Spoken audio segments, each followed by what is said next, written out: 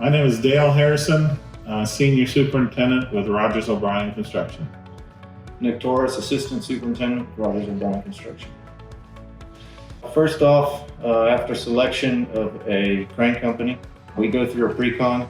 This is where we discuss logistics, lift plans, meeting all parties involved, power requirements, locations and structural requirements for the base of the crane as well.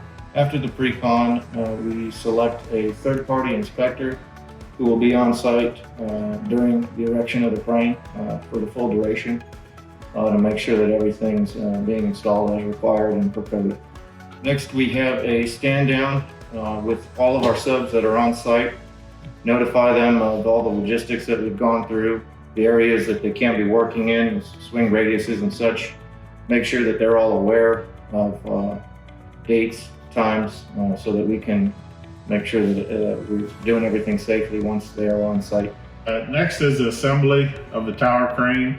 We started this morning with the jib. We're setting it out on the ground, and we're assembling all our Rogers O'Brien sign and our lights and electricity to the boom.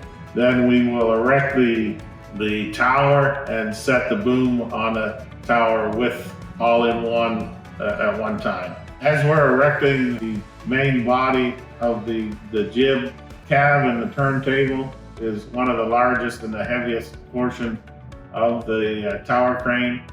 We are assembling that on the ground, and then we'll be lifting it all in one piece.